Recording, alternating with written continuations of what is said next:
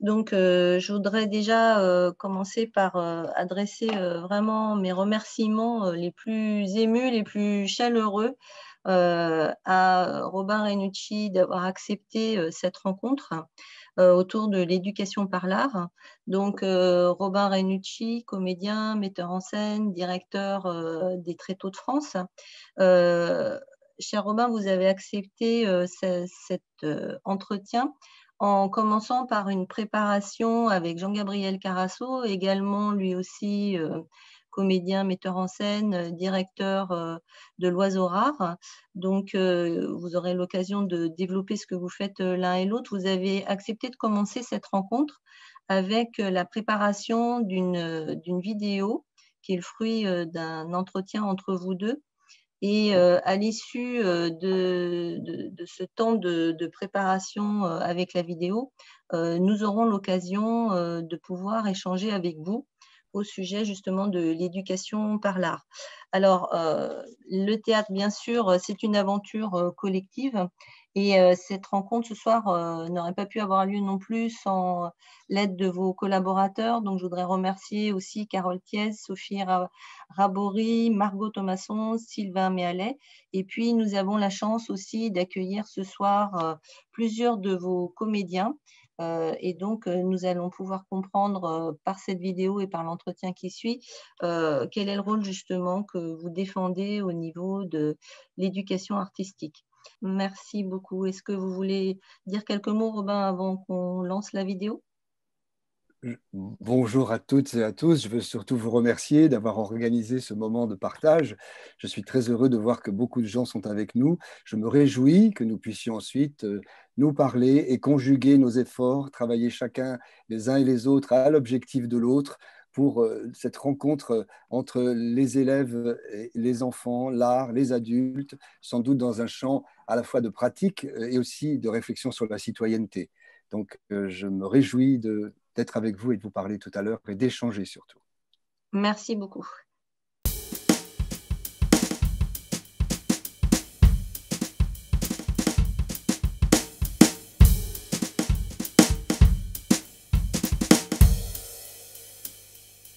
Les Tréteaux de France sont un centre dramatique national. Alors, qu'est-ce qu'un centre dramatique national? C'est un lieu qui a été labellisé par le ministère de la Culture à des fins de création, de transmission, d'éducation, de formation. Et ils sont nés, ces centres dramatiques, après la Deuxième Guerre mondiale, au moment où l'humanisme était accru, après la destruction de l'Europe et le nazisme et le fascisme. Des femmes et des hommes de courage ont entrepris de restaurer une capacité de l'humain à s'émanciper et à surtout se respecter dans chaque individu. Et on a créé ces centres dramatiques nationaux. Depuis, il y en a 38, et les Tréteaux de France, que je dirige maintenant, ont été créés en 1959, c'est au départ une compagnie, et en 1972, ils sont devenus labellisés Centre dramatique national. Le premier directeur a été Jean Danet, et ensuite Marcel Maréchal. Jean Danet de la création jusqu'à 2001, Marcel Maréchal de 2001 à 2011, et je suis devenu le directeur, troisième directeur.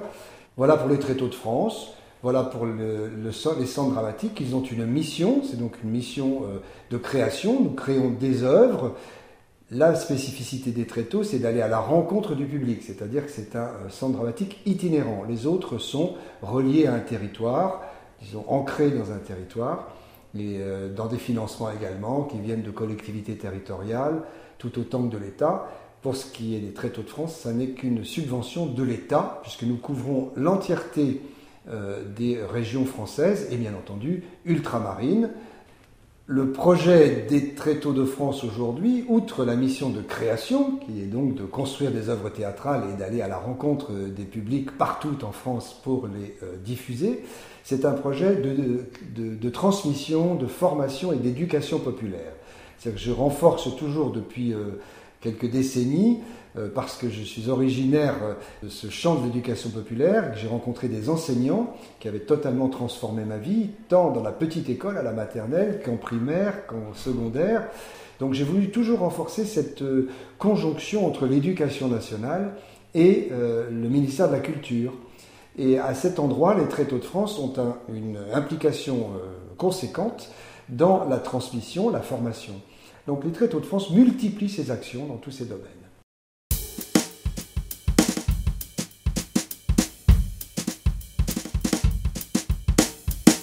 Nous sommes des mammifères, sensibles, pensants. Et pour garder cette sensibilité et cette capacité de penser, c'est-à-dire de passer de la pulsionalité à la symbolicité, la possibilité de dialoguer, la possibilité même de s'opposer sans se déchirer, sans s'agresser, eh bien l'art est un vecteur formidable, à la fois un vecteur de citoyenneté, de sociabilité, d'émancipation. Tous ces endroits sont des endroits à la fois politiques et sensibles individuellement. Donc c'est en développant, disons, la sensibilité de chacun par l'expérience esthétique, et j'insiste sur la notion d'expérience, c'est-à-dire que c'est une activité qu'on peut dire verticale, depuis la recherche vers la création de quelque chose, individuellement ou collectivement, qui fait que nous vivons mieux ensemble. La question d'éducation artistique est plus que jamais, on dit, une priorité. Alors elle est une priorité parce qu'elle s'inscrit dans le cadre social, dans le cadre politique et dans le cadre des libertés en fait individuelles qui font que chacun a sa capacité à exprimer ce qu'il est. Il y a des droits pour ça, qui sont des droits culturels. Il y a une charte de l'éducation artistique et culturelle qui s'articule sur 3 points. La rencontre avec les œuvres, c'est-à-dire être en face d'une œuvre esthétique, qui soit, pour parler du théâtre, une œuvre dramatique, mais dans bien d'autres endroits. La fréquentation de ces œuvres, donc, la relation avec les artistes, qui est essentielle, c'est-à-dire le fait que nous soyons dans un partage de pratiques, donc une véritable pratique, et pas seulement être spectateur, mais être praticien de la chose, et puis une capacité de réflexion. Donc, voir, échanger, pratiquer, et ensuite pouvoir parler, raconter cette expérience. Ce sont 3 piliers qu'on appelle la charte de l'éducation artistique et culturelle, qui désormais est inscrite dans la loi de la refondation de l'école.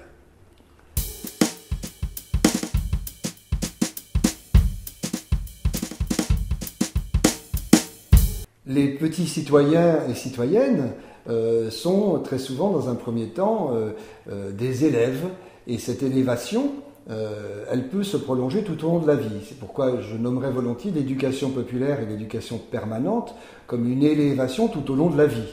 Alors ce terme d'élévation, il ne faut pas l'imaginer de bas en haut, c'est-à-dire du sachant vers celui qui ne sait pas, mais c'est plutôt un cheminement individuel, une individuation qui consiste à ce que chacun ait ses capacités d'agir, et surtout de la capacité de penser pour avoir un esprit critique, du discernement, et surtout capable de voter tout simplement, c'est-à-dire d'être aussi des citoyens qui vont choisir leur propre chemin, être un peu plus auteur de soi-même. En ce sens, c'est un lieu d'émancipation.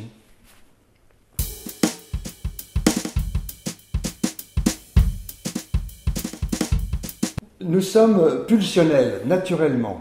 Donc le fait d'être cette pulsionalité qui fait parfois que nous bavardons, ou bien nous nous agitons, ou bien nous nous excitons, qui sont des états que le petit chat ou le petit animal a, qui est une chance que nous avons, cette énergie formidable.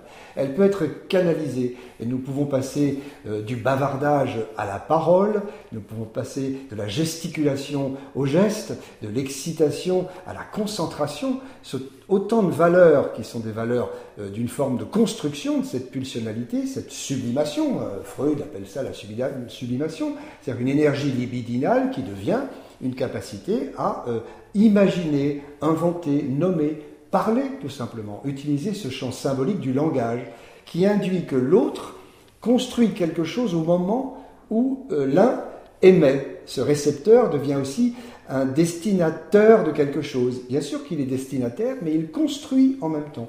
Donc c'est un champ symbolique. Le champ de la symbolicité, le symbolon chez les Grecs, c'est un objet que l'on partage en deux. Souvent c'est une assiette, un objet de terre cuite par exemple, on le partage et l'objet restant fait exister la partie manquante. Ça donne à voir. Le théâtre particulièrement, c'est le lieu où l'on donne à voir, puisque c'est le lieu où l'on voit, d'où l'on voit, le théâtron.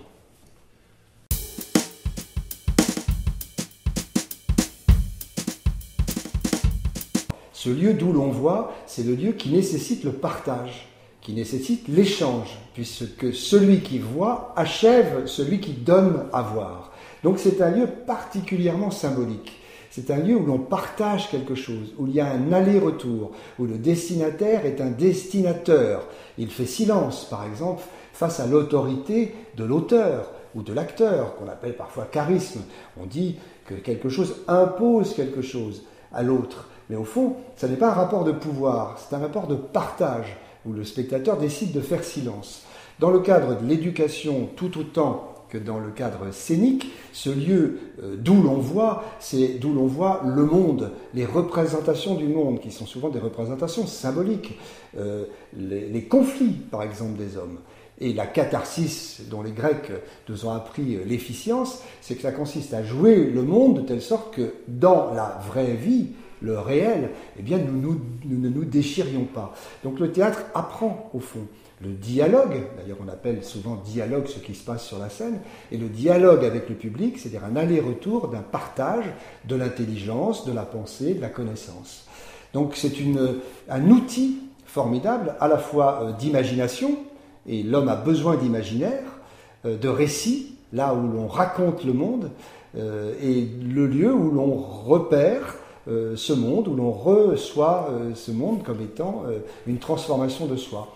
C'est une expérience synesthésique où l'on est tous ensemble, très différents la plupart du temps, regardant dans la même direction et tentant de comprendre le monde en tentant d'en donner des images, des histoires qui nous permettent de le faire décoller de la réalité, ce monde. Et parfois c'est un petit pas de côté qui nous permet de le transformer.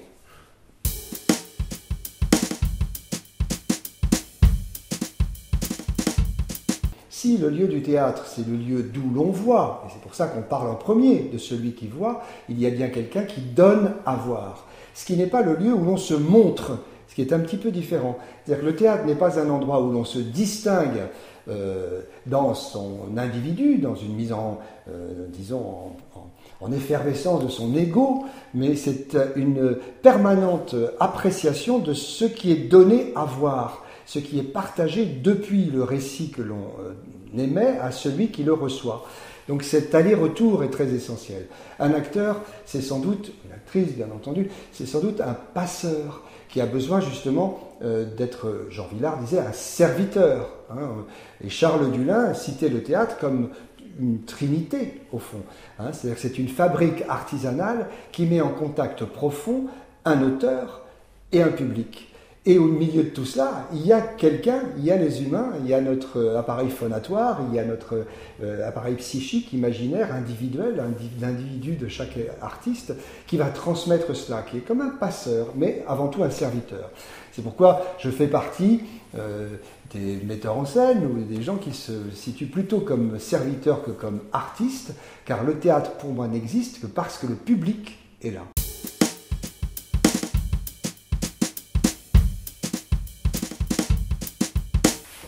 J'aime particulièrement le théâtre qui fait croître, le théâtre qui rend intelligent, le théâtre qui spécule sur l'intelligence du spectateur, le théâtre qui l'élève aussi, ce spectateur. Encore une fois, pas de haut vers le bas, mais qui va permettre à chacun, dans sa sensibilité personnelle très singulière, de construire quelque chose avec les acteurs au moment où ça se passe.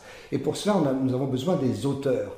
Donc j'aime particulièrement, et je sers particulièrement, le théâtre d'auteur. Le théâtre d'art, c'est aussi comme ça qu'on l'appelle, c'est-à-dire les autrices et les auteurs qui ont pour projet d'augmenter l'autre. C'est à l'intérieur même du terme auteur, l'augmentateur, l'auctor, c'est celui qui augmente. Il n'y a d'auteur que d'auteurs qui puissent augmenter. Et c'est en ce sens que l'autorité de l'auteur rend l'autre aussi dans une situation de liberté, parce qu'il il autorise tout simplement le spectateur à imaginer, à penser. Pour moi, il n'y a pas de bon et de mauvais théâtre. Il y a un théâtre qui augmente ou un théâtre qui parfois, avec les mêmes outils, peut aliéner, rabaisser, plutôt que élever, tout simplement. Donc je vais choisir, à la fois dans le théâtre traditionnel ou dans l'histoire du théâtre, des auteurs qui augmentent, mais on peut tout à fait parler de l'émancipation de la femme aujourd'hui, d'une jeune fille de 16 ans, en montant l'école des femmes de Molière. Parler du XVIIe siècle aujourd'hui, c'est aussi parler d'aujourd'hui, évidemment. Et bien entendu, donner la permission et l'autorisation à ces auteurs d'exprimer aujourd'hui même des choses que l'on a besoin d'entendre dans une langue qui serait une langue d'aujourd'hui. L'alexandrin nous a parlé beaucoup, et c'est une belle organisation de la langue, mais des écritures que l'on appelle contemporaines sont évidemment à privilégier, à condition que les autrices et les auteurs soient des augmentateurs, soient des auctors, qui spéculent sur l'intelligence, la capacité de discernement, la capacité de perception sensible du public.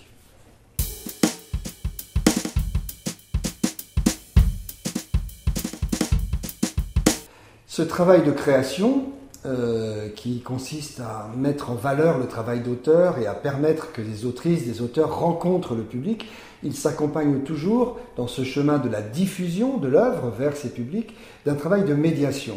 Il est important que nous fassions des ateliers, des rencontres avec ces publics, autres que dans le moment assez sacré, un peu d'une communion laïque, qui consiste à être ensemble et à vivre un moment de spectacle. En amont, des ateliers d'écriture, par exemple, des ateliers de lecture à voix haute. Comment ça se passe très concrètement?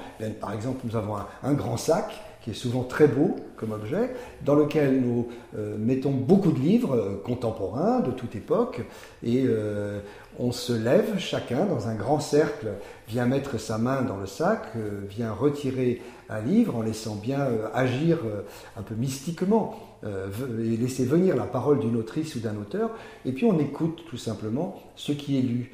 Et dans ce travail-là, s'il s'agit de prose ou de vers, puisqu'il n'existe que la prose et les vers, eh bien on va travailler techniquement, mais par le plaisir surtout, par l'aspect sensoriel, de la saveur de ces savoirs. Parler de la syntaxe, l'organisation de la phrase, les mots entre eux qui font une syntaxe avec des objets de coordination qui articulent toute cette phrase et qui donnent une pensée.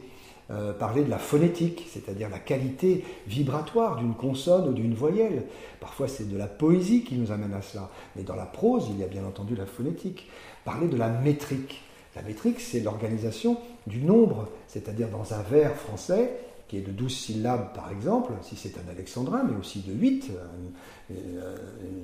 un octosyllabe ou de décasyllabe. Ce nombre de syllabes et cette organisation fait un nombre. Donc la conjonction entre le nombre et la poésie de la langue, une voyelle, une consonne, une récurrence qui peut arriver, comme l'anaphore qui va arriver à nommer à chaque fois la phrase avec un début qui est le même, ou bien l'épiphore. Tout ce travail-là, c'est du travail très sensible, dont on ne s'aperçoit pas qu'il est en fait très technique et qu'il est souvent ce qu'il manque à celle ou celui qui n'a pas la langue.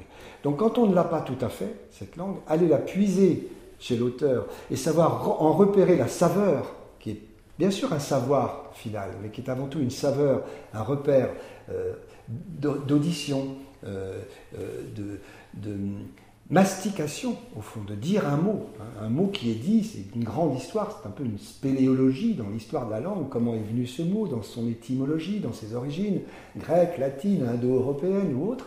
Tout ça, c'est une richesse. Et cela doit se passer sans que ce soit la sensation d'une verticalité, de celui qui sait vers celui qui ne sait pas. Ces ateliers sont encadrés, toujours, par des formateurs qui sont les comédiens des Tréteaux de France, dont je suis le premier à donner le ton.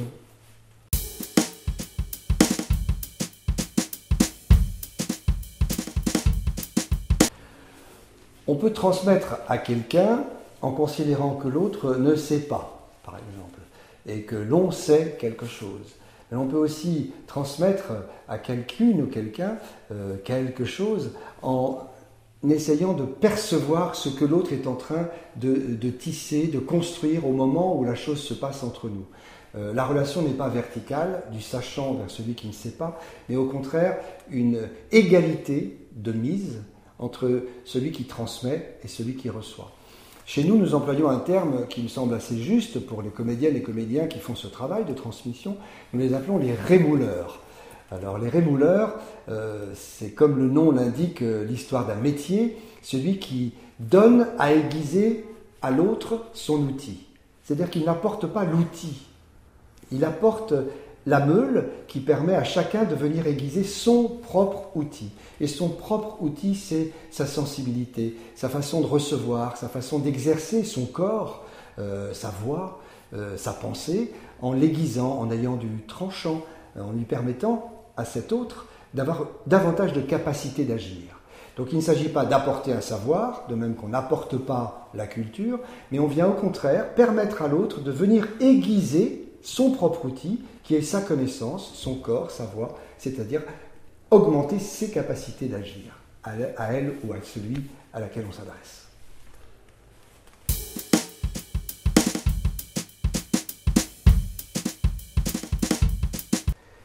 Il y a une nécessité que l'éducation artistique et culturelle, qui procède d'une expérience de l'enfant, soit aussi accompagnée de la création, c'est-à-dire la capacité que certaines et certains utilisent tout leur temps et leur énergie à créer, c'est comme ça qu'on les appelle les artistes, et puis que ces enseignants, qui ont pour mission de transmettre également les fondamentaux de l'école, soient réunis dans un partenariat.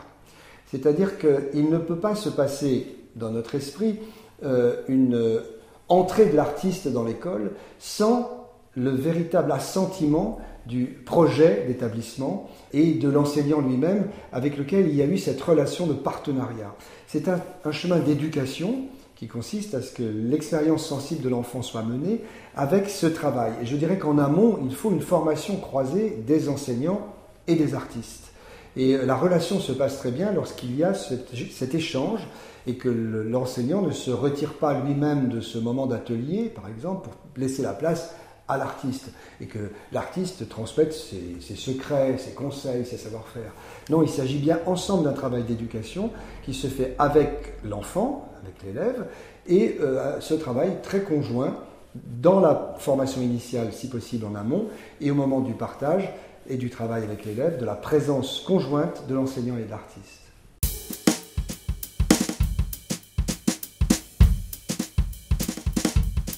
Nous travaillons avec les Tréteaux de France sur la formation initiale et la formation continue des enseignants. C'est-à-dire que nous sommes à la fois des formateurs de formateurs, mais encore une fois dans l'altérité. Je crois que celui qui apprend le plus au moment où nous sommes ensemble, c'est celle et celui qui font partie du groupe des rémouleurs, de ces comédiens des Tréteaux de France, qui apprennent beaucoup de l'échange avec l'enseignante et l'enseignant. Et donc cette formation croisée, cet aller-retour d'altérité, c'est mettre en commun nos savoir-faire, notre pédagogie, au fond, qui est parfois une pédagogie de contournement, qui fait qu'à partir des fondamentaux de l'école, nous ajoutons un fondamental autre que lire, écrire, compter et respecter autrui, qui est surtout le dire, la présence du dire ensemble. Donc ce travail collectif, il se fait dans des formations initiales, au sein des Tréteaux de France. Parfois, nous n'avons pas toujours la durée nécessaire pour ces formations. Donc c'est pourquoi je fais aussi appel à un autre endroit que nous avons fondé, que j'ai fondé par ailleurs, dont je suis le vecteur, avant les Tréteaux de France, qui s'appelle l'ARIA, et qui se trouve en Corse, et que nous avons fondé il y a 23 ans, une association qui permet tout au long de l'année, et parfois dans des périodes beaucoup plus longues qu'habituelles, de plusieurs semaines, 4 ou 5 semaines, notamment la période estivale, qui repose beaucoup sur le volontariat, de créer ces formes d'université d'été, où nous sommes ensemble, acteurs, professionnels et actrices, enseignants, enseignantes, éducateurs, animateurs, amateurs, car j'insiste beaucoup sur la relation entre les amateurs et les professionnels, et participants de pays étrangers. Donc dans ces moments très longs, qui s'appellent les rencontres internationales de théâtre en Corse, des enseignants du monde entier, des éducateurs, des animateurs et des artistes, techniciens également, sont ensemble pour construire des œuvres. Nous sommes près de 150 par session et nous construisons une dizaine d'œuvres. Et c'est dans ce parcours initiatique très important de réalisation, à la fois de soi et d'une œuvre, que se passe souvent la formation très profonde des enseignants. J'espère, avec les centres dramatiques, que progressivement nous puissions mettre en place dans toute la France et avec les Tréteaux de France ces stages qui sont des stages de réalisation, car ce sont des moments très privilégiés dans l'année pour cette formation initiale ou continue, mais dense et dans une durée plus longue qu'habituellement le stage de quelques jours.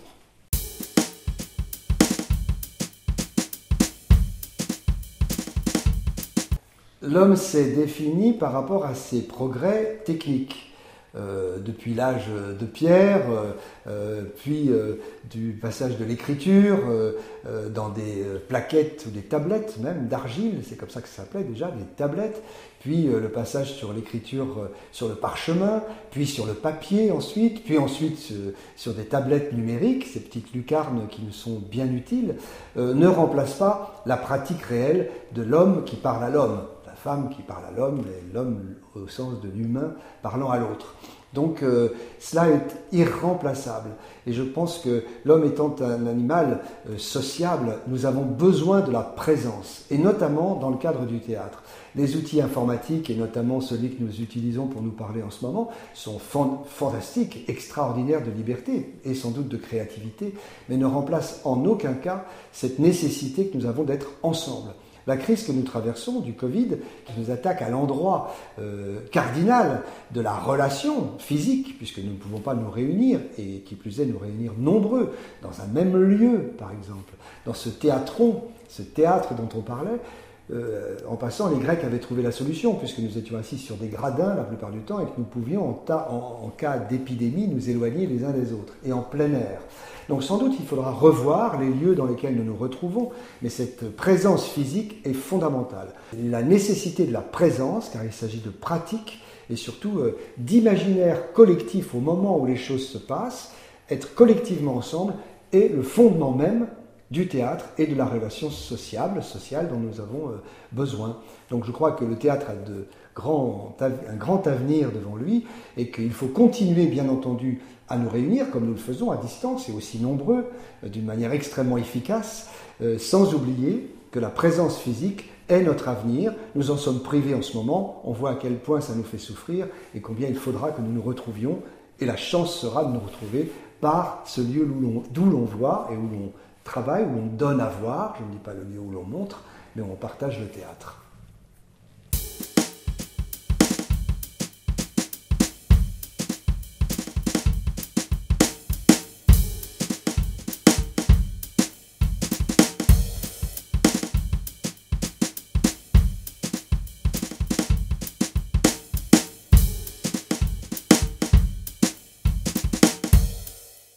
Et donc, nous allons commencer maintenant le débat, puisque c'est ça finalement qui va faire la richesse de cette rencontre.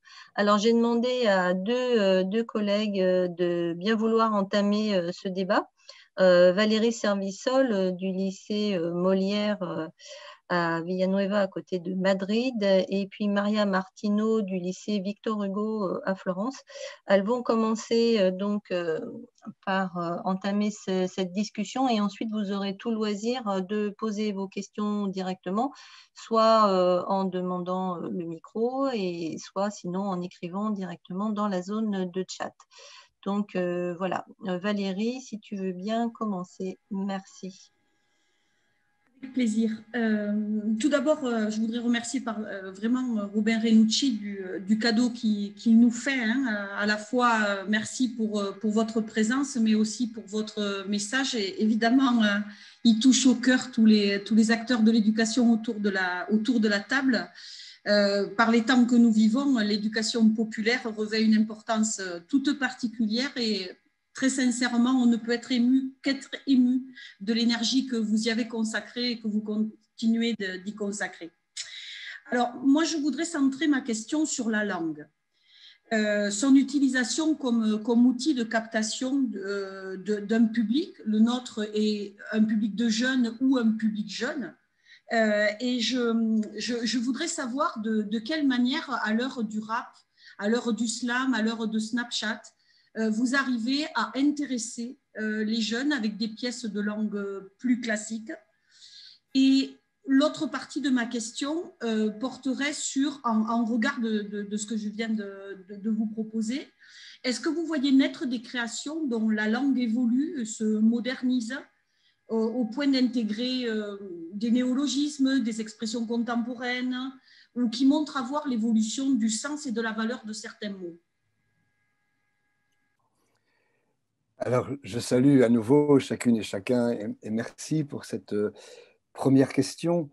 Mais vous la centrez avec des mots forts, ceux de l'éducation populaire.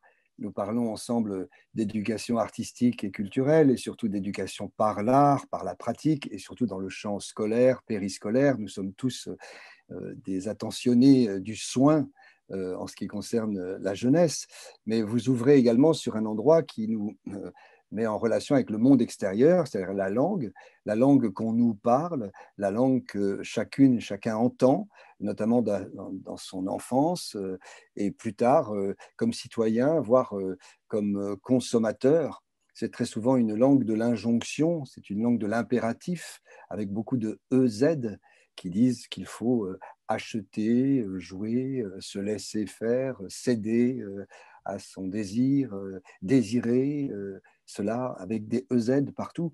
Donc cette langue, elle est très souvent l'objet d'une forme d'aliénation, si l'on parle d'éducation populaire, et son corollaire étant l'émancipation. Donc comment la langue, une autre langue que celle qui nous est parlée, peut nous faire grandir, nous enrichir, faire croître nos capacités personnelles d'auteur de ses propres pensées, de ses propres actions, qui est le champ donc de l'éducation populaire et une des raisons de l'éducation artistique et culturelle, que chaque enfant, dans sa singularité, que chaque être humain puisse lui-même affirmer ce qu'il est. Il y a d'ailleurs des droits pour cela, donc il est important qu'il puisse en bénéficier.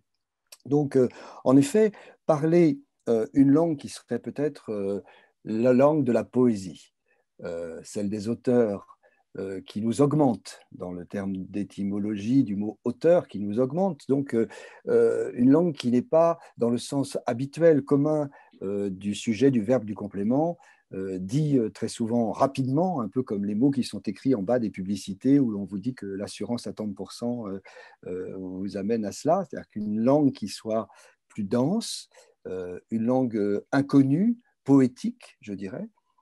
En France, nous avons l'alexandrin, ou la langue poétique des vers, qui amène à ce qu'il y ait de la phonétique, de la syntaxe, de la métrique, du nombre. Tout cela peut sembler scolaire, puisque c'est transmis dans l'école, mais c'est peut-être des sources extraordinaires de sensorialité, d'éveil. Et parler cette langue-là, celle des poètes, à des jeunes gens qui reçoivent cette autre langue que j'ai définie comme la langue d'injonction, une langue de consommation, parfois une langue aussi de l'écrit qui est résumée à quelques termes, qui sont à peine des phonèmes, ils sont des signes. Qui ne sont pas symboliques, comme je l'évoquais, c'est-à-dire partagés, reconnaissables dans une forme d'inconnu, eh bien c'est une source en fait de plaisir. Et je le constate tous les jours en travaillant des œuvres qui ne minorent pas la capacité d'intelligence et de sensibilité des jeunes spectateurs. Oui, raconter l'histoire de Bérénice dans la pièce Bérénice de Jean Racine peut sembler un acte lourd, scolaire, explicatif, parce que peut-être à l'école, nous l'avons vécu comme cela. Et tout dépend en effet de cette transmission et cette capacité de l'enseignant, du formateur, dans le cadre scolaire, à nous donner ce goût esthétique de la langue et ce plaisir des sons qui amènent des images. La question étant l'imaginaire. La bataille de l'imaginaire, qui est peut-être ce qu'il faut reconquérir aujourd'hui, dans cette langue d'injonction, cette langue du discours d'explication, très souvent, et pas celui du plaisir de trouver une sensorialité dans les sons, une organisation de la langue qui est déplacée.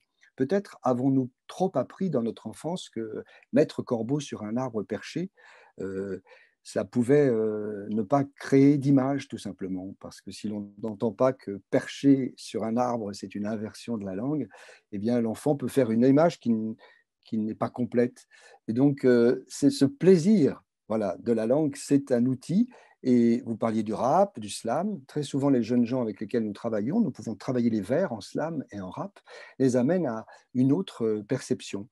Donc, c'est tout à fait sensible, en effet, notamment pour le jeune public. Quant au néologisme, il n'y a rien de plus beau que de transformer la langue. La langue, elle n'est pas sous cloche, elle ne fait que vivre, elle ne fait que se transformer par la porosité de celles et ceux qui la colorent à leur manière, ou en inventant des sons, des mots, et puis des idées, des images. Et ça commence toujours comme ça, par la langue. Donc, je suis heureux que nous entamions ce débat autour de ce sujet, parce qu'il est fondamental, il est profondément politique. Merci, merci beaucoup pour cette première question et cette première réponse. Maria, est-ce que tu veux enchaîner? Oui, alors moi aussi, je tiens à vous remercier pour votre générosité, la générosité de votre discours d'une manière générale, notamment au cours de votre vidéo. En vous écoutant, une réflexion me venait, c'était que finalement, dans tout ce que vous donnez comme définition de ce que fait l'acteur, moi je retrouvais l'enseignant. Quand vous le définissez comme un passeur, un serviteur, le pédagogue, cet ancien esclave qui accompagnait l'enfant vers l'école, ils sont très similaires. Sont-ils complémentaires? Font-ils en parallèle le même métier? Comment est-ce que vous définiriez le professeur par rapport à l'acteur? Alors, complémentaire, très certainement. Je pense que c'est tout à fait l'endroit de ce que j'ai vécu, tout simplement, puisque j'ai eu la chance d'aimer l'école. Si vous permettez, je vous dis deux mots de moi-même. Je suis un petit enfant qui a vécu dans une gendarmerie, c'est-à-dire un lieu clos, avec une vie sociale très difficile, très dure, avec la présence des armes d'ailleurs. J'ai vu les revolvers de mon père ou les fusils de mon père, qui était donc gendarme. Et je vivais au-dessus de la salle de dégrisement, c'est-à-dire l'endroit où les clochards ou bien des gens voilà, reclus pouvaient crier, se battre. Et ma chambre, mon lit était sur cet endroit qui était angoissant. Et je suis allé à l'école pour justement apprécier, c'est ce que j'ai fait dès le premier jour, cette canalisation de mon angoisse. J'ai vu avec mes premières institutrices, donc à la toute petite école maternelle, Madame Martin, qui nous racontait l'histoire de l'Afrique avec des petits objets que nous avions tous les jours à organiser avec ces petits doigts d'enfants qui doivent apprendre à ne pas trop être pulsionnels dans leurs gestes, dans leurs activités, et donc individuellement, collectivement, mettre en chantier une petite classe africaine avec des petits objets. Et c'est tout le plaisir de ce geste scolaire qui était à la fois artistique, puisque je suppose que Madame Martin avait un projet d'établissement, elle était aussi la directrice de cette école maternelle, et elle savait qu'en étant dans l'univers sensoriel, artistique, elle allait transmettre les premiers fondamentaux de l'école qui, dans la petite école, sont réguler la pulsionalité, disons, essayer que l'enfant cesse de bavarder autant et de s'agiter autant pour pouvoir apprendre cette concentration qui va lui être nécessaire ensuite. Donc, cet acte de transmission, de pédagogie de Madame Martin, qui était dans le cadre de l'école, c'était le même que je ressentais dans l'histoire qui nous était racontée, que lorsque Isotherme et Thermostat, et deux clowns, sont entrés dans l'école primaire quelques années plus tard en racontant des histoires à peu près dans les mêmes conditions que nous étions tous ensemble à faire ce silence pour écouter l'histoire dans la petite classe. Je le retrouvais en classe primaire. Donc l'acteur, l'enseignant, je préférais le mot instituteur puisqu'il était chargé d'instituer, de l'institution. J'aime l'institution, j'aime ce qui nous fait permettre de nous tenir ensemble, plutôt que l'enseignant qui, lui, avec ce mot d'enseigne qui est utilisé, puisque les mots comptent autant, comme aussi les grandes enseignes que le marketing et la publicité utilisent. Il ne s'agit pas seulement de montrer, mais il s'agit justement de donner à voir, donner à entendre, miser sur la capacité de l'autre à achever cette pensée, ce mot, cette image. C'est pour ça que le chant est symbolique et que l'enseignant, tout comme l'acteur, a besoin de cette forme d'autorité dont je parle, qui est à ne pas confondre avec aucun pouvoir, justement, hein, ce n'est pas le pouvoir, mais ce désir d'être élevé, ce désir d'être grandi, parce que l'histoire qui nous est racontée est belle, elle est intéressante, elle requiert le silence. Et autant pour le maître que pour l'acteur, ce besoin de cet univers d'entente, de perception sont tout autant nécessaires. Il n'y a rien de pire qu'un maître qui ne peut pas se faire entendre Et c'est les problèmes que nous avons dans la classe, nous le savons, d'autorité, confondu avec le problème de la discipline, ce n'est pas le même endroit, tout comme dans une salle de théâtre. Donc il y a cette similitude au moins, hein, d'une forme de public de la classe comme du public de la salle, et cette présence qui est de permettre, non pas par une volonté de pouvoir descendant s'affirmer, mais au contraire requérir la capacité d'écoute. Là au moins, ce sont deux endroits qui nous rejoignent entre les acteurs et les maîtres pour pouvoir transmettre, en effet, puisque le même geste est là, celui de la transmission. Transmettre une histoire ou bien transmettre un savoir, une connaissance, pour peu que ce savoir justement ait une saveur forte, et placer tout cela dans le champ plus sensible, sensoriel et esthétique. Je crois que ce sont les endroits où nous nous retrouvons. Merci beaucoup. Maryse Brumont voulait poser une question. Merci Monsieur Renucci, merci la MLF de m'accueillir pour cette question. Elle est très concrète. J'ai longtemps enseigné en milieu rural. Les élèves n'avaient pas accès au théâtre. On avait parfois eu la chance d'avoir une troupe itinérante qui venait, mais ce n'était pas le cas tous les ans. Alors je vous pose la question telle que je me la suis posée.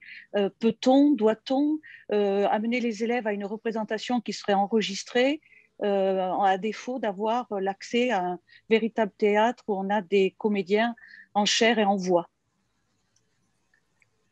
Alors évidemment, la réponse est dans votre question.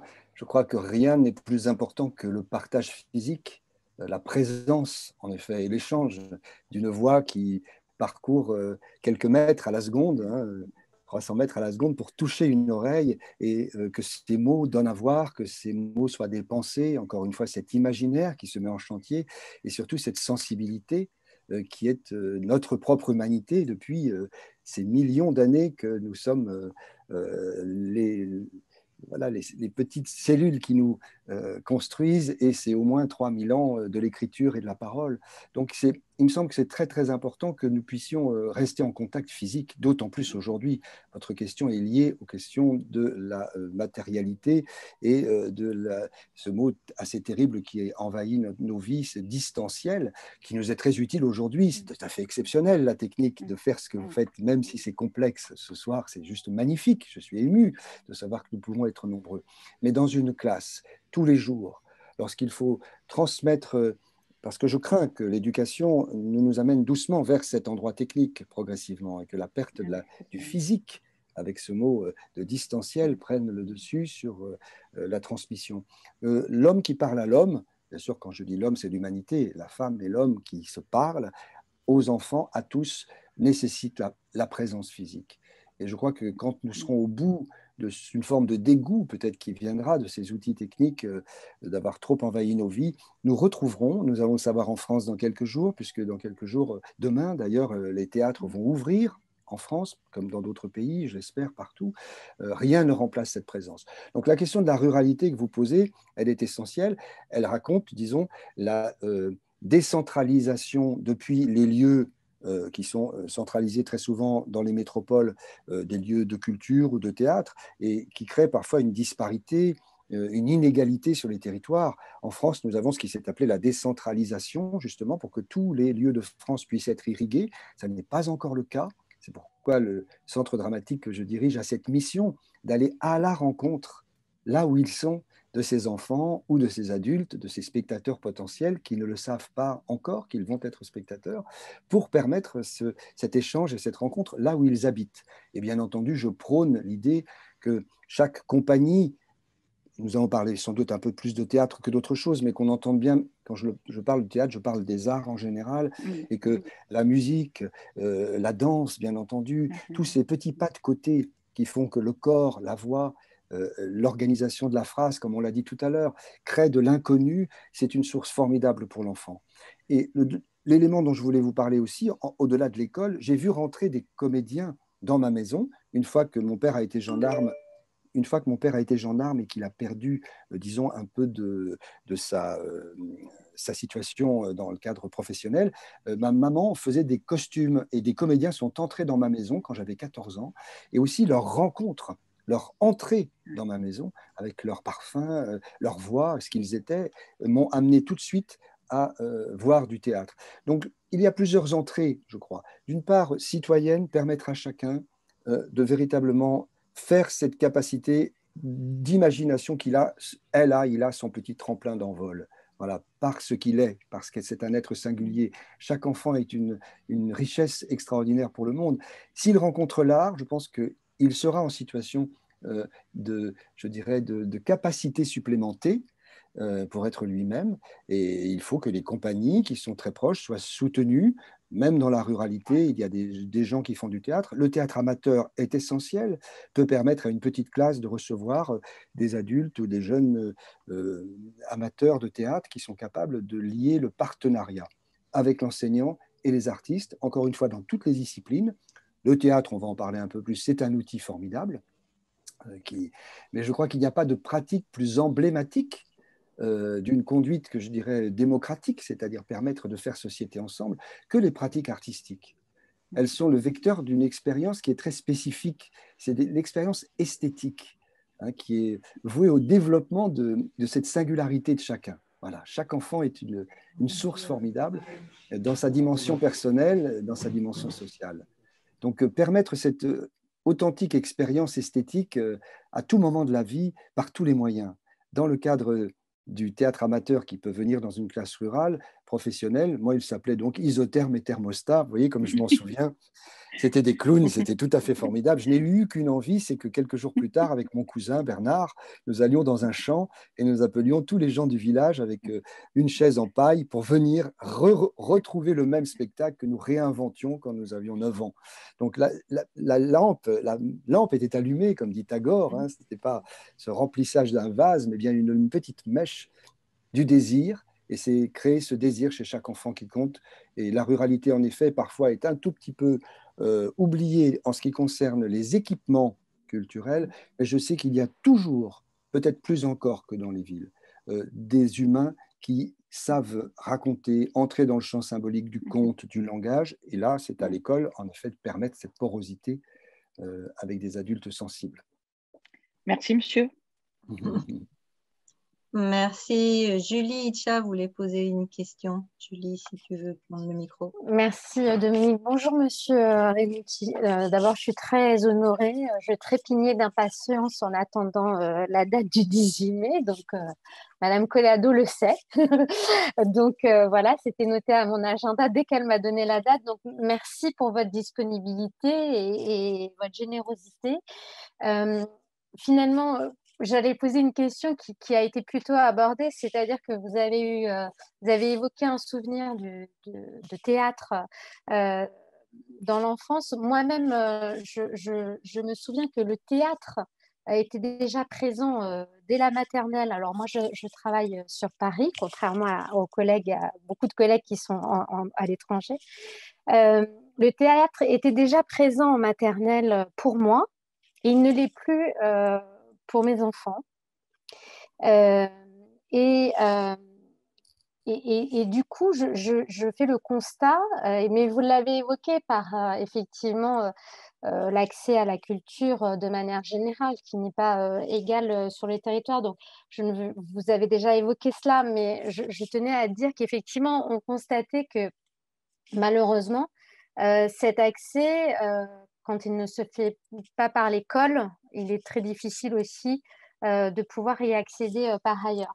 Et du coup, ça m'amène à une deuxième chose dont vous avez parlé, c'est de la transmission. Vous avez dit qu'elle ne devait pas être évoquée de manière verticale, mais que l'égalité était de mise. On est au cœur de la transmission à l'école. Est-ce que vous constatez une évolution de cette transmission quand vous recevez des jeunes, quand ils vous parlent sans doute de l'école?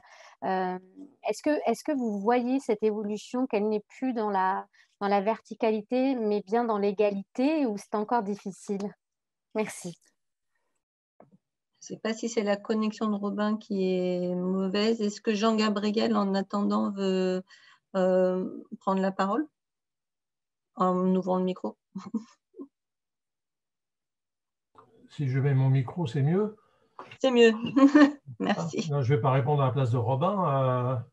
Je reviens un tout petit peu en arrière, peut-être le temps qu'il se reconnecte, Ouais, peut-être couper les caméras pour les collègues pour qu'il y ait plus de bandes. Sur la question de la possibilité de voir ou pas des spectacles par Internet, en vidéo, etc., quand il n'y a pas de spectacle ou de capacité de voir le théâtre en direct. Évidemment, je partage tout ce qu'a dit Robin sur la nécessité du rapport humain direct. N'empêche que maintenant, avec l'arrivée de ces appareils qui nous relient, il y a beaucoup de gens qui travaillent sur les captations des images, sur la possibilité de travailler à partir d'images ou de captations. Il y a au moins deux lieux. Il y en a un qui est totalement lié à l'éducation nationale, qui est un site spécial. J'ai oublié le nom, je crois que c'est Educar, mais je ne suis pas sûr, je pourrais vous donner le lien, sur lequel il y a beaucoup de théâtre, beaucoup de comparaisons même de scènes de Cyrano de Bergerac, par exemple, ou d'autres, des Molières ou d'autres choses. Ils ont pris les mêmes scènes montées par plusieurs metteurs en scène, ce qui fait que ça permet de faire un travail de comparaison qu'on ne peut pas faire en direct. Enfin bref, on peut travailler beaucoup. Il y a des dossiers pédagogiques, il y a tout un travail. C'est le site réservé à l'éducation nationale. Alors, je ne sais pas si vous arriverez un jour à y aller ou pas. Et il y en a un autre qui est en train de se monter, qui vient d'être fait, qui s'appelle Cyrano, qui est lié à la revue théâtrale, je crois, dans lequel il y a à destination des enseignants, alors je crois que c'est beaucoup plus ouvert, ça, des captations de pièces entières. Donc voilà, ça n'enlève rien à tout ce qu'a dit Robin sur la nécessité absolue d'avoir des rapports directs avec le théâtre. N'empêche qu'aujourd'hui, quand on ne peut pas, et même quand on peut, il y a à travers l'outil informatique, il y a une ouverture qui mérite d'être regardée quand c'est possible. Voilà. Merci beaucoup, Jean-Gabriel. Un peu pendant que tu étais parti, Robin. On a retrouvé Robin, mais il faut ouvrir le micro. Range ton micro. Heureusement, bien entendu, mais je sais que ça peut nous arriver encore et je vous remercie vraiment de l'organisation. Il n'y a pas de souci, on sait ce que c'est. Si c'était le cas, j'en reviens si ça coupe et comme vous pouvez à chaque moment aussi revenir. Il n'y a aucun souci pour ça. Donc, j'entendais également Jean-Gabriel qui revenait sur la question des outils techniques. Bien entendu, il ne s'agirait surtout pas de rejeter le progrès technique. Simplement, nous ne pouvons pas ne faire que nous contenter de cela. Et il y a des ressources, c'est ce qu'on appelle vraiment les ressources formidables, de pouvoir retrouver des œuvres enregistrées qui n'ont plus de capacité d'être vécues dans le spectacle vivant aujourd'hui à travers les archives. Et ça, c'est fondamental, bien sûr, c'est essentiel. Je parle des premières connaissances. Je parle surtout des artistes qui sont ceux qui ouvrent les portes de l'expérience esthétique, si vous voulez partager, parce que cette petite piste d'envol, elle est toujours liée souvent à l'enseignant. Quand il est passionné, c'est merveilleux. Un professeur ou une professeure passionnée par quelque chose, quelle que soit la philatélie, s'il le faut, tout autant que n'importe quelle passion, crée un véhicule, un viatique, je dirais, pour les fondamentaux, et on le sent quand une enseignante, un enseignant a une passion. Donc, mais cette expérience esthétique partagée par les artistes, c'est aussi très, très nécessaire. Et c'est là que le lien avec la formation des enseignants est capital. Voilà. L'urgence aujourd'hui, c'est bien que chaque enseignant ait pleinement vécu lui-même cette expérience au contact d'artistes, en sorte qu'il puisse s'y engager ensuite avec ses élèves. Et il est tout aussi important qu'il s'y ressource dans le cadre de sa formation initiale, c'est toujours très très bien, et continue, que l'on oublie trop souvent. Donc ça revient aussi à la question tout à l'heure du manque dans certains cadres, ruraux ou autres, hein. Ça peut être aussi en zone urbaine ou suburbaine où il n'y a pas la possibilité de rencontrer les artistes. Quand l'enseignant est passionné, lorsqu'il est lui-même chargé de cette capacité esthétique, eh bien, il y a un travail à faire. Évidemment, je suis pour le partenariat. À deux, quel tandem merveilleux, les artistes et les enseignants ensemble. Et c'est pourquoi je travaille dans des associations, notamment en Corse, à l'ARIA, où nous avons fondé une association pour la rencontre entre enseignants et artistes par la pratique. C'est cette question de la pratique pour moi qui est essentielle. Merci beaucoup. On aura l'occasion d'y revenir. Il y avait une question de Christophe de Bahreïn. Ouais. Oui, bonsoir et merci pour ce grand moment de partage. Donc, c'est une question toute simple, mais j'aimerais bien une réponse de votre part. On lit souvent ou de par les formations que l'on fait sur le théâtre, on a tous fait plus ou moins des plus ou moins grandes formations théâtrales. On a vu que le théâtre, en fait, avait deux fonctions principales. Celle plus tournée individuellement vers les élèves, c'est-à-dire c'est celle proche de la formation, en fait, et puis celle un petit peu plus éclatante, on va dire, plus attractive, qui est celle des spectacles. Est-ce que vous en voyez d'autres, des fonctions propres au théâtre à l'école, et est-ce que vous pouvez nous donner quelques-unes de vos expériences faites dans des écoles? Et puis enfin, y a-t-il vraiment une corrélation évidente entre la formation individuelle due au théâtre et les spectacles? C'est-à-dire, faut-il, si on est fan de théâtre à l'école, est-ce que ça doit forcément se concrétiser par un spectacle, par une représentation à l'école? C'est une bonne question. Merci. Et plusieurs questions, en fait. Oui, j'entends. Donc, cette question de l'utilité, hein, à la fois de l'utilité du théâtre, en même temps d'une finalité, se dire est-ce que nous arrivons à nécessairement un aboutissement et un spectacle. Et il y a bien sûr de quoi dire, puisque c'est le cheminement également vers la chose qui est très intéressante. C'est que, bien sûr, nous avons toujours en tête ce spectacle de fin d'année ou cet objet qui va être proposé, partagé, qui est un moment très festif. Mais le travail singulier avec chacun de tous ces petits moments de découverte d'un texte, avoir une estime de soi-même parce qu'on a tout d'un coup été reçu dans sa générosité de quelque chose, parfois dans une timidité extrême, on arrive à se dépasser en tant qu'élève et puis tout d'un coup, on sent que dans ce jour-là, on s'en souvient tous, il y a eu quelque chose entre la classe et soi, entre le regard du maître aussi. Souvent, si l'élève ne s'est pas disons, encore révélé.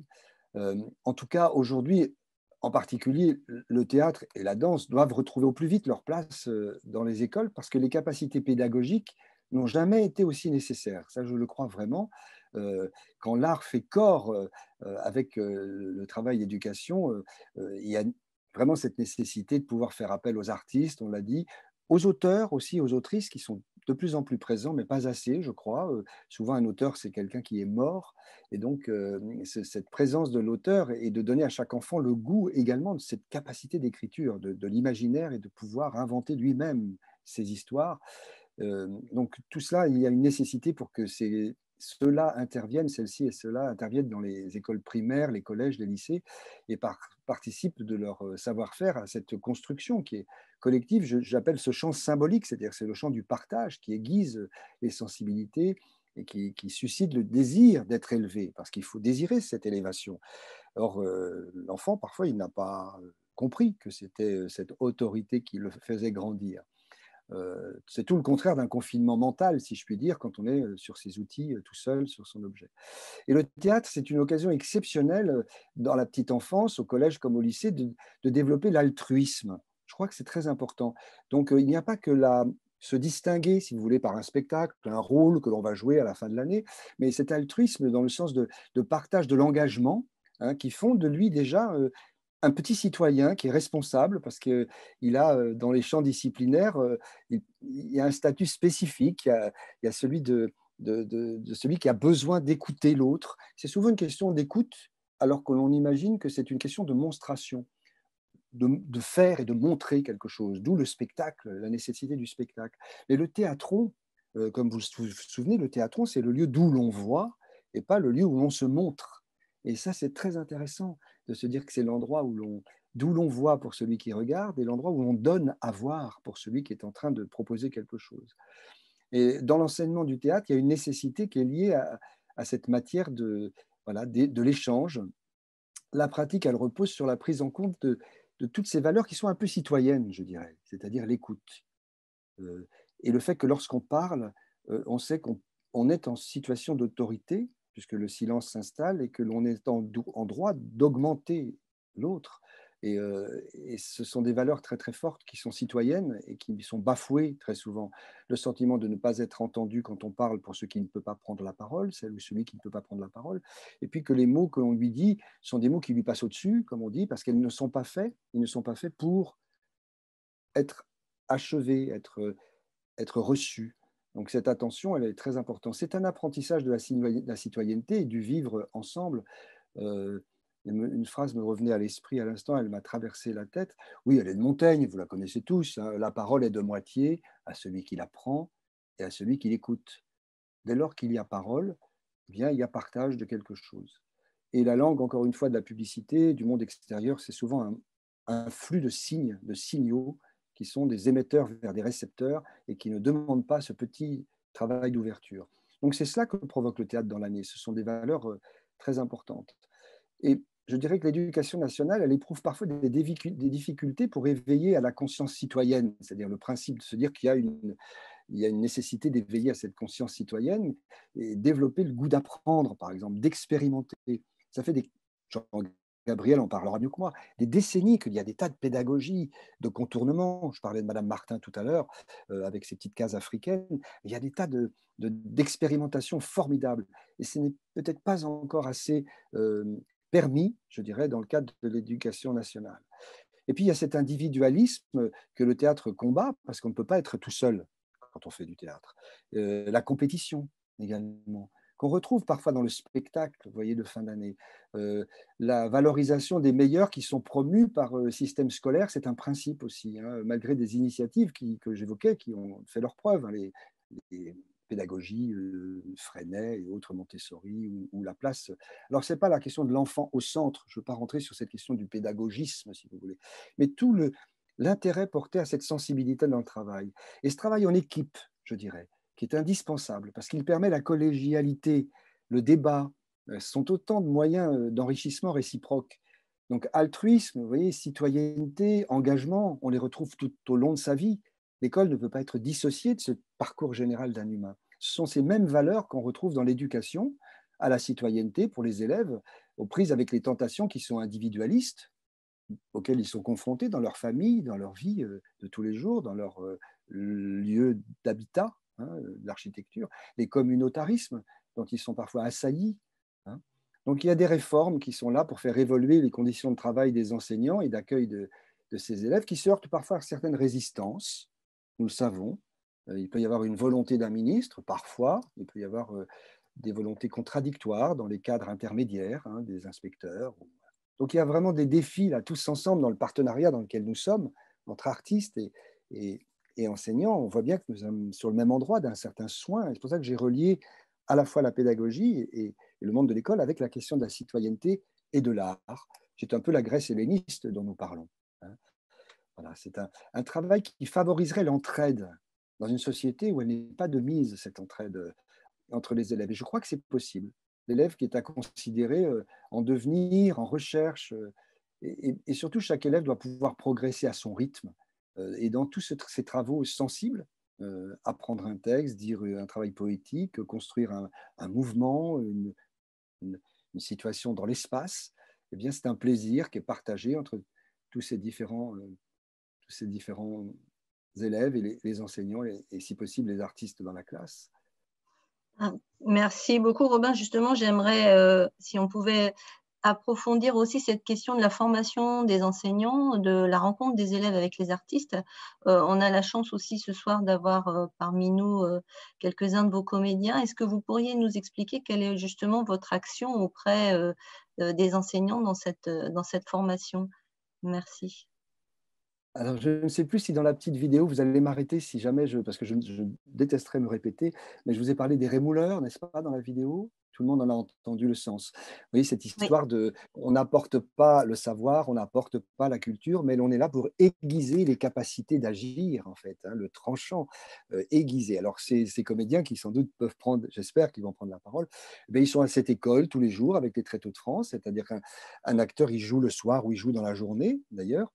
Mais il est aussi en charge d'une mission de transmission de ces fondamentaux de la langue dont nous avons parlé, des travaux corporels qui font passer de l'excitation à la concentration, du bavardage à la parole et de la gesticulation au geste.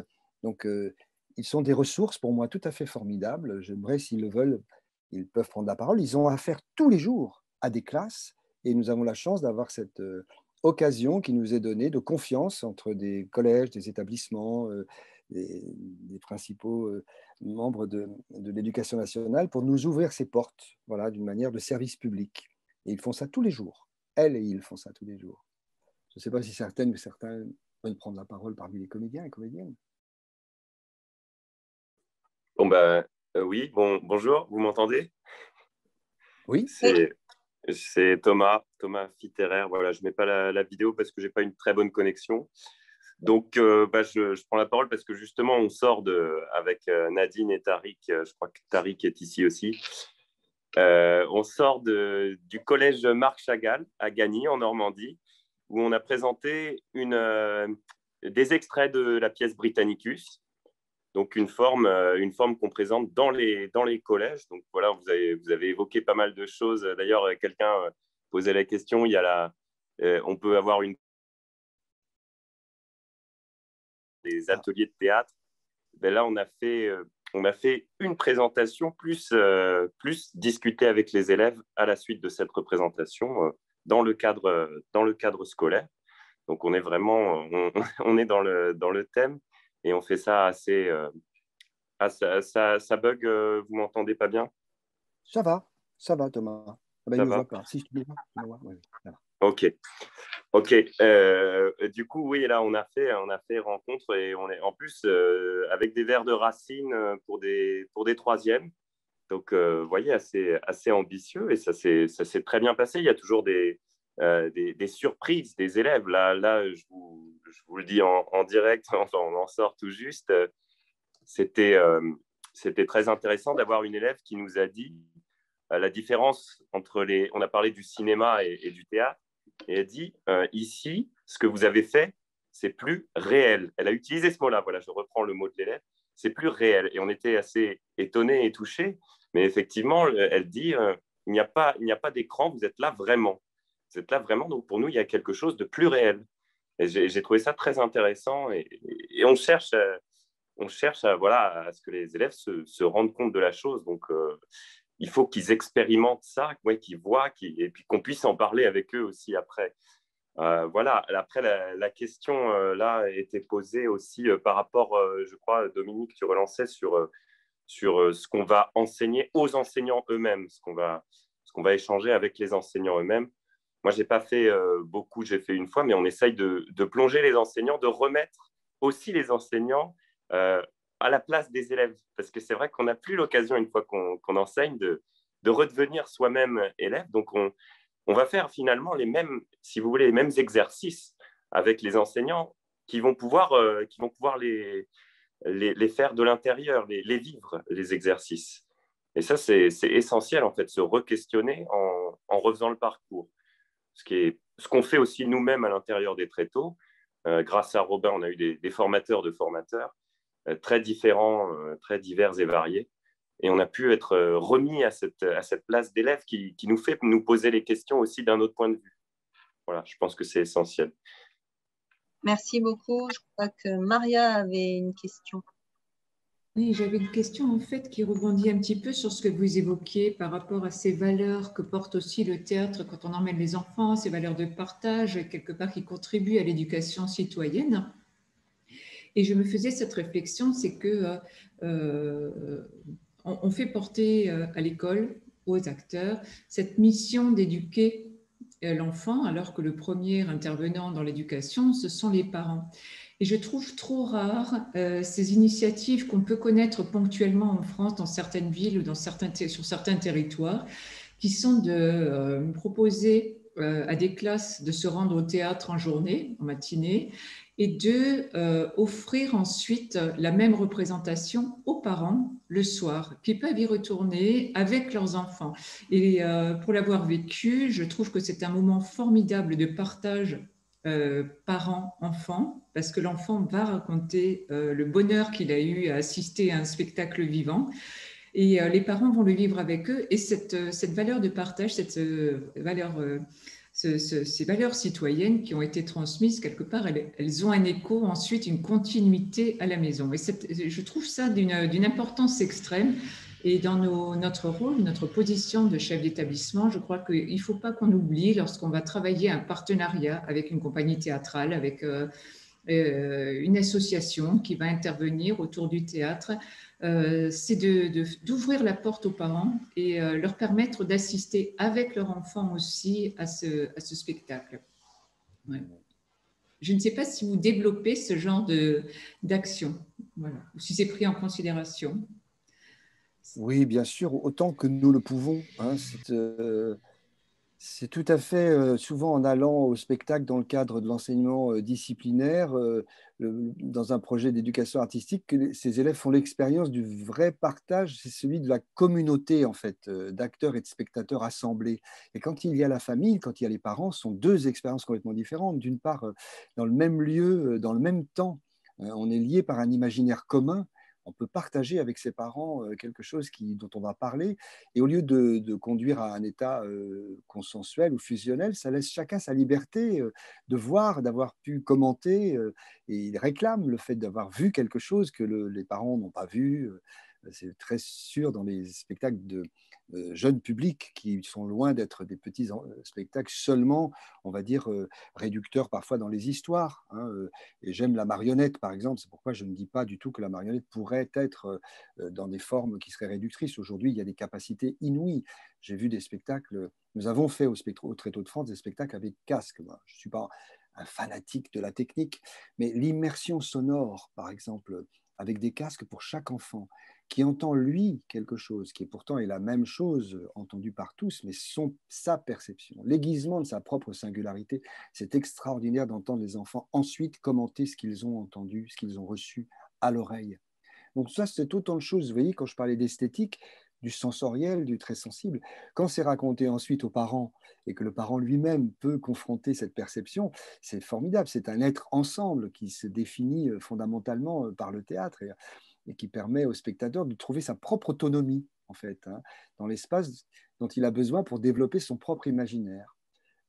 C'est d'une grande, grande richesse. Et ça apprend à nuancer aussi son jugement, à tenir compte de l'autre, à se confronter, à s'enrichir de sa perception et à son contact, tous ces gestes qui sont éminemment sociaux, en fait, de perception, d'entendre, de recevoir. Quand c'est partagé avec les parents, c'est tout à fait merveilleux. Oui, bonjour. Et pour continuer sur ce moment de partage entre les parents et les enfants, on anime aussi au Tréteau des ateliers parents-enfants assez régulièrement. Et c'est vrai que c'est toujours des moments assez intéressants parce que ils se découvrent eux-mêmes dans un autre lieu, un autre rapport. Ils jouent la comédie ensemble. Parfois, les enfants jouent la comédie avec d'autres parents. Et c'est très intéressant à voir. Après, je ne sais pas, quand ils arrivent chez eux, comment ils en discutent. Mais en tout cas, ça permet des échanges nouveaux entre eux. Merci. Et pour rebondir sur ce que dit Henri, je dirais aussi que ça permet notamment aux enseignants d'abandonner de lâcher leur posture aussi d'apprenant, d'établir un nouveau rapport aussi avec les enfants. Et bien souvent, enfin ça c'est que je vois pour les petites classes, hein, bien souvent ça permet aussi d'avoir un rapport, exactement comme disait Robin, vraiment horizontal entre les adultes et les enfants. On revient, c'est un peu comme si on est tous assis autour d'un feu et puis on se raconte des histoires, on joue ensemble. Il n'y a plus de rapport d'autorité ou de supériorité de l'un par rapport à l'autre. Je veux dire, même les adultes, ce qui est très important aussi, enfin pour moi en tant qu'animateur, c'est de me laisser contaminer par les enfants. Bien souvent, c'est eux qui m'apprennent par leur corps, leur façon de bouger. Il faut que j'arrive à avoir à peu près, moi aussi, que je me laisse gagner par eux, autant qu'eux doivent se laisser gagner par moi. Voilà, c'était juste la petite précision que je voulais rajouter. Merci beaucoup. Valérie avait une nouvelle question. Alors, moi, je suis la spécialiste des pas de côté, je n'arrive pas à rentrer dans les cases. Alors, dans votre vidéo, vous nous avez rappelé que nous étions des mammifères et donc des créatures de pulsion. Cette violence à évacuer, est-ce qu'elle peut être un moteur de créativité, d'expression artistique puissant? Et vous avez évoqué dans la vidéo la catharsis. Ou est-ce que seul le sentiment amoureux fait œuvre d'art? Ça, c'est la première partie de ma question. Et plus largement, notre époque d'hyperconnexion, est-ce qu'elle peut être facilement mise en scène, croquée dans la création théâtrale, ou est-ce que ce seront toujours les relations humaines, quelle que soit l'époque, qui seront au centre des pièces de théâtre? Ah, vous faites allusion au fait à la fiction, aux personnages, comme c'est riche, bien sûr. C'est intéressant, hein. Alors, cette question de la pulsionalité, en effet, bon, c'est une source merveilleuse, hein. La colère d'un enfant, quand par exemple un instituteur ou un enseignant nous dit celui-ci, voilà, on le voit assez rapidement dans les exercices préparatoires, vous voyez, quand il s'agit de souffler, de faire un exercice corporel ou un exercice de chant, certains se distinguent par une surénergie, un surengagement, et parfois n'arrivent pas à trouver cette concentration face à leur excitation.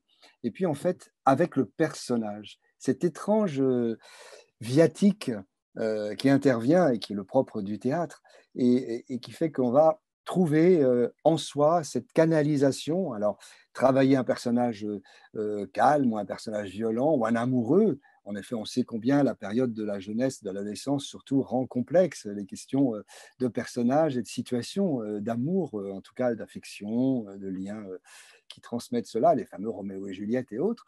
Donc, mais ce qui est très beau, c'est qu'on ne peut trouver ce personnage qu'à travers sa propre sincérité.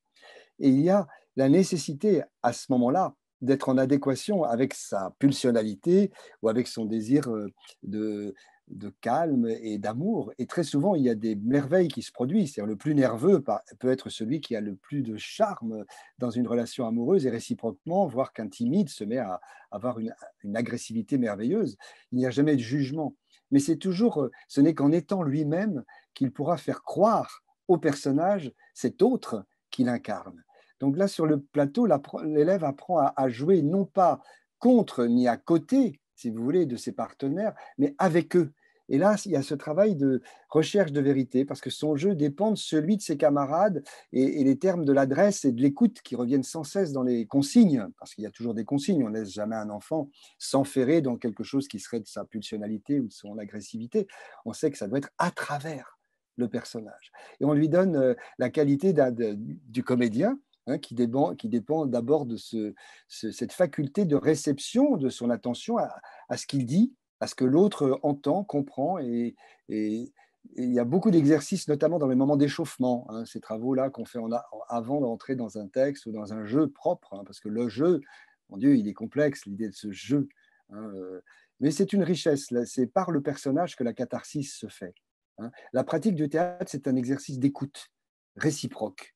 Il faut surtout écouter. Et cette création collective, c'est ce qu'il y a peut-être de plus enthousiasmant en fait pour la règle du jeu, parce que souvent on n'a pas compris cette règle du jeu. Et dès qu'on la comprend, qu'on joue un rôle, qu'on est dans l'invention, dans la fiction, l'élève trouve sa place, hein, dans cette façon de s'adresser au public, parce qu'il ne joue pas seul. On pense bien sûr à la nécessité de ne pas jouer de dos, etc., toutes ces choses qu'on peut dire, mais on joue aussi pour celui qui regarde.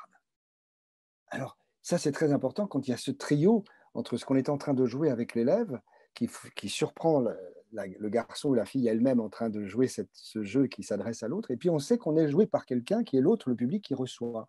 Et c'est ce qui s'écoute ensuite dans ce qu'on a vu, ce qu'on a perçu. Il n'y a pas de travaux sans qu'il y ait de retour, en fait, de qu'est-ce que j'ai ressenti en tant que public dans ce que tu as proposé, dans ce que tu as joué. Donc, moi, j'aime beaucoup quand il y a de la colère. Je trouve ça très riche, à condition de savoir la canaliser. Je trouve toujours merveilleux ces moments de sincérité de jeunes gens qui, tout d'un coup, dévoilent une grande émotion. Et puis, se placent toutes les questions de différence et de singularité aujourd'hui qui sont en train de devenir de plus en plus flagrantes, les questions de genre, les questions de sexisme. Un garçon, ça ne fait pas ça, une fille, ça ne fait pas ça. Qu'est-ce qu'un garçon? Qu'est-ce qu'être une fille? Qu'est-ce qu'être un homme, une femme, dans les représentations qu'on donne de la société aujourd'hui?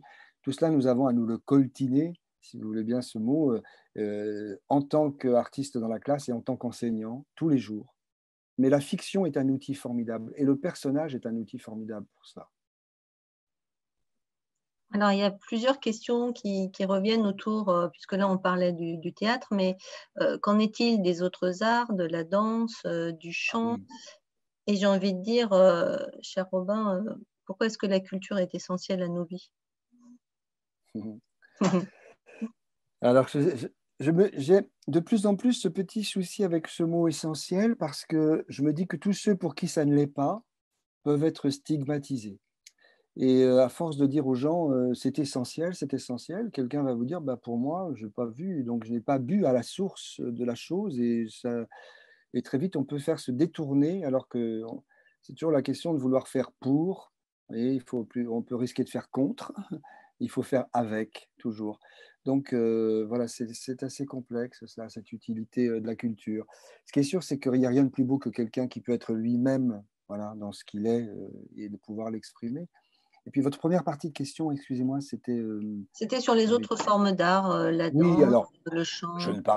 nous parlons du théâtre parce que les questions reviennent autour du théâtre, du personnage, mais évidemment le geste, l'esthétique d'un mouvement, l'écoute, la musique. Mais on sait très bien que nous avons vécu la musique à l'école, puisque ça fait partie des enseignements fondamentaux, des disciplines fondamentales, et que parfois nous en sommes détournés aussi, y compris à l'école. Donc il y a quelque chose qui doit être plus transversal, je dirais. Et il me semble qu'aujourd'hui, cette interdisciplinarité des arts, que ce soit la danse, que ce soit le chant, la musique, le théâtre, doit se faire aussi avec les autres matières aujourd'hui. C'est beau de parler de technologie et de mouvement, de ce qui est cinétique, illustré par le mouvement, quelque chose de corporel sur quelque chose qui est une courbe abysse ou autre dans un élément de mathématiques. Vous voyez, un théorème peut complètement se mettre en place avec la question poétique. Et le nombre, oui. Travailler l'alexandrin, c'est travailler toute cette capacité de rythme incroyable que les latins appelaient, vous vous souvenez, iambe, anapeste, spondée, tous les rythmes d'une langue qui a des accents toniques. Dans les autres, la plupart de ceux qui nous écoutent parlent des langues d'accents toniques. Le français n'en a pas, mais il a cette syntaxe, il a cette organisation, ce nombre qui fait voilà, 12 d'alexandrin ou décasyllabes ou octo, etc. Donc l'interdisciplinarité entre le calcul, à la petite école, calcul et jeu de mots, langage, vers français par exemple, c'est tout à fait lié, technologie, mathématiques. Je crois que l'avenir, il y a beaucoup d'expériences formidables dans d'autres pays, peut-être pas assez en France. Moi, je rêve de chantiers interdisciplinaires, si vous voulez, au sein des classes, que l'on puisse vraiment croiser tout cela, de véritables chantiers de formation d'enseignants, toujours interdisciplinaires également, c'est-à-dire des enseignants avec des danseurs, avec des musiciens, avec des circassiens, avec des acteurs, bien sûr, puisqu'on parle de théâtre, mais encore pas seulement. Et puis dans la classe, on est en train de retrouver, je crois, l'atelier théâtre, en tout cas le club théâtre. Je m'en méfie un petit peu parce que l'atelier théâtre peut n'attirer que ceux qui ont une propension à cela. Et que ce dont on parle quand nous parlons d'éducation artistique, c'est que pour chacune et chacun, c'est développer ce sens esthétique et que ça fasse partie des fondamentaux de l'école. Vous savez que je dis volontiers que lire, écrire, compter, respecter autrui sont les fondamentaux de l'école, mais lire, dire, écrire, compter, respecter autrui s'ajoute un élément. Et le dire, encore une fois, ça n'est pas que le langage, bien que Benveniste dise, Emilio Benveniste, le grand linguiste, dise que c'est le propre de l'homme, cette symbolicité du langage, mais le geste, en fait. Voilà, cette capacité du champ symbolique de tous les arts, en effet. Bien sûr, pas seulement le théâtre, bien que le théâtre ait des vertus que j'ai évoquées longuement.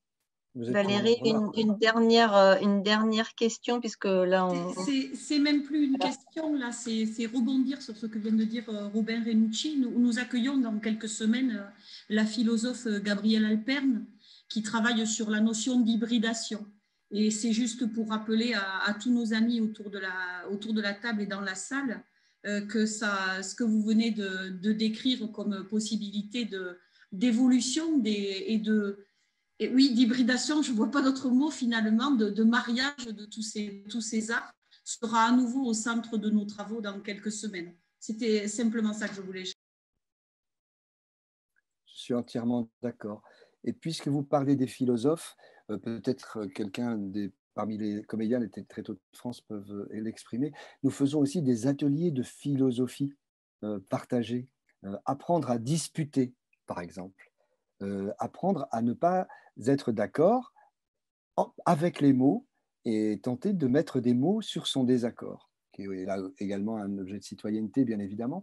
Mais on apprend ces ateliers, on fait ces ateliers dans la toute petite enfance.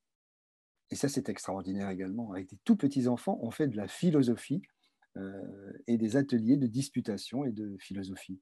Donc, vous voyez, toutes ces pédagogies de contournement, elles sont formidables à partir du moment où on crée la parole, l'écoute, l'échange, qui est la richesse, en fait, de ce que nous cherchons. Apprendre à penser, à analyser, à débattre, ça s'apprend dès l'enfance. Merci beaucoup. On a dépassé un petit peu le temps qu'on s'était donné. Est-ce que d'autres personnes veulent intervenir pour une dernière question, peut-être? Oui, pardon. Bonjour, Monsieur Renucci. Merci beaucoup pour votre disponibilité, votre générosité. Un beau jour de l'école Cousteau de Vancouver. J'ai suivi hier une conférence très intéressante sur la MLF qui s'intitulait « L'école et les compétences de vie » avec Michel Develay, qui nous a rappelé la nécessité de faire prendre conscience que l'enfant peut être lui-même à travers les autres. Donc, le fait de jouer une pièce de théâtre, quelles compétences de vie cela peut développer, et celle qui vous paraît la plus majeure. Dans les souvenirs que j'ai, moi, de mes pratiques au théâtre, je dirais que c'était ma bravoure et mon courage, la peur et la phobie d'oublier le texte. Mais peut-être qu'à mon époque, on était trop encore dans l'académique, peut-être, je ne sais pas. Mais j'aimerais avoir votre point de vue sur l'aspect, justement, compétences de vie. Merci.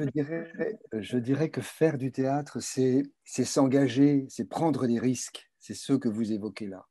Et ce sont les risques de la vie, justement. C'est un aspect fondamental et caractéristique de la matière du théâtre particulièrement. C'est très difficile à la fois de parler, de bouger devant les autres. L'élève qui le pratique n'a pas d'autre choix que de s'engager. Et toute l'équipe repose sur elle, sur lui. Et c'est à l'épreuve de la vie. Je crois que c'est cet engagement qui est voilà, une source formidable et une preuve de confiance en soi quand on l'a dépassé, que chaque enfant peut avoir. Ce que je regrette, c'est que certains enseignants, puisque nous sommes tous passés par l'école, parfois n'ont pas été fortifiés par cela. Et ensuite, elle va se trouver devant une classe, parfois divisée par la peur.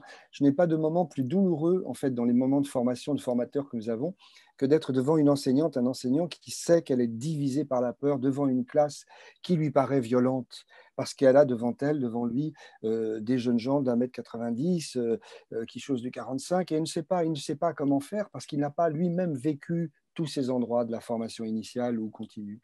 Donc, ce risque, vous voyez, il est tellement grand pour l'enseignant, si lui-même n'a pas eu dans son enfance ce cheminement, à la fois citoyen, sensible, artistique et de construction de la personne, nous risquons d'être dans une boucle qui ne sort pas de son cercle, qui est un peu vicieux. Pour qu'il soit vertueux, il faut commencer par être attentionné envers les enseignants. Attentionné dans la formation initiale et continue, ne pas être dans l'utilitarisme des savoirs et des connaissances acquises rapidement qui créent des disparités, mais être vraiment sur la singularité de chaque enfant. Et la première des singularités, c'est celle qui ne le sait pas encore, mais qui sera une enseignante, un enseignant, qui aura cette charge de transmission à qui il faut tout donner, toutes les chances possibles d'être quelqu'un qui va ensuite pouvoir transformer le monde. Voilà, c'est une source extraordinaire. Il y a quelque chose de neuf et de révolutionnaire pour l'humanité dans chaque enfant. Justement, dans cette période où les enfants, les adolescents, les adultes ont été privés de spectacles, est-ce que vous pensez que toute cette période-là, où il n'y aura rien eu pour eux, est-ce qu'on va pouvoir la reconstruire? Comment? Vous soulevez quelque chose d'unique qui viennent se produire depuis des décennies, en tout cas, car je crois que pendant la dernière guerre, pour ne parler que de la France, il y avait encore les capacités de faire du théâtre. On faisait du théâtre dans les maquis, pour les plus voilà, reclus dans les montagnes des maquis. On fait du théâtre, malheureusement, pour ne pas s'alourdir sur cette pensée pour terminer, mais dans les camps de concentration ou dans les lieux où on était perdu, il y avait certains qui voyaient dans une flaque d'eau, comme l'auteur Georges Semprin ou Primo Levi, l'ombre d'un chien, qui voulait dire que le soleil était présent. Vous voyez, cet aspect symbolique du soleil au-dessus de nous, qui même dans le ciel très noir et très gris d'une flaque d'eau répercutée, voit quelque chose de l'ordre de l'imaginaire. Et donc on faisait de la poésie dans les camps de concentration, Charlotte Delbo et autres. Dans l'aspect reclus dans lequel nous sommes, certains ont pu développer des capacités, mais elles ont été beaucoup captées par les outils de la culture industrielle et beaucoup ont passé du temps, des heures, 3, 4, 6 heures, 8 heures sur des écrans et être dans une situation un tout petit peu euphorique sans doute, mais pulsionnelle, compulsive, et n'ont pas laissé une grande place à un imaginaire très personnel au profit d'un imaginaire formaté.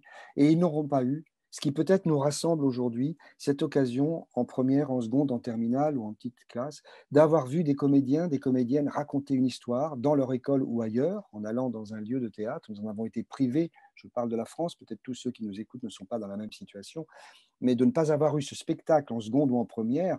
Pour moi, je suis allé voir Ariane Mnouchkine au Théâtre du Soleil quand j'avais 16 ans, dans un bus le soir, depuis la petite ville d'Auxerre. Cela a transformé, là aussi, mon histoire, puisque j'ai su repérer dans ce moment quelque chose, ce petit pas de côté qui m'a amené à l'imagination et surtout quelque chose de l'ordre de la fiction qui m'a transformé. Et vous dites là, vous nommez toutes celles et ceux de 15, de 16, de 17 ans ou avant qui vont quitter à 16-17 ans le lycée et qui n'auront pas vécu cela. Et c'est un déficit de citoyenneté. Je pense qu'il y a quelque chose que l'on va, j'espère pas, mais subir de l'ordre de l'absence de cette petit pas de côté de l'imaginaire qui est tellement fondateur, ce germe qui crée une grande différence chez les individus. Et c'est la première fois que ça se produit depuis quelques décennies. Donc je suis un peu triste de cela. J'ai fait tout ce que j'ai pu. Vous savez, en France, vous avez peut-être lu des écrits que je fais pour convaincre le gouvernement qu'il y ait un service minimum de la culture, comme il y a un service de la santé en toutes circonstances. Il faut qu'il y ait un service qui reste ouvert.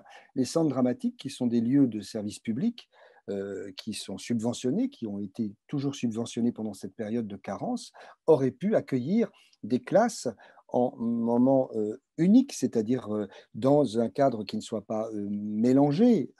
Pour rester dans le volume classe, le groupe classe, il allait à la piscine, ce groupe, il pouvait très bien aller dans un centre dramatique, continuer à avoir des spectacles. Et de cela dans toute la France. Malheureusement, ça n'a pas été suivi. Je crois qu'il y aura une grande carence de cette absence. J'espère que nous ne le regretterons pas, il faut réparer sans doute. Mais une fois que c'est passé, l'école, le lycée, eh bien, ça ne se reproduit pas forcément. Absolument. Je voudrais avant tout vous remercier infiniment, Robin, Jean-Gabriel et puis toute l'équipe des Tréteaux de nous avoir offert ce cadeau, puisque effectivement, ça fait longtemps qu'on est privé de vous. Et puis, demain, a priori, ça rouvre en France, donc c'est un deuxième beau cadeau que vous nous faites en ouverture. Et merci infiniment pour cet échange, pour la qualité de tout ce que vous nous offrez. Merci à vous d'avoir organisé ce moment et je salue toutes celles et ceux qui sont encore avec nous, de là où ils nous écoutent, d'avoir pu vraiment échanger. J'espère que personne n'est en manque de partage et de parole. Mais sachez que nous pouvons nous retrouver avec les sites des Tréteaux de France ou bien de l'ARIA, que vous pouvez aller regarder, cet endroit qui reçoit du monde entier des enseignants, des professionnels, des animateurs, pour être dans des périodes longues de création. Je crois que c'est beaucoup par la pratique, vous l'avez entendu maintes fois, que je crois que les choses vont continuer. C'est chantier aussi pour les adultes que nous sommes, de nous retrouver. C'est en Corse, par exemple. Et puis aux Tréteaux de France, sur les activités des Tréteaux de France que vous pouvez retrouver sur le site des Tréteaux de France. Merci beaucoup, beaucoup.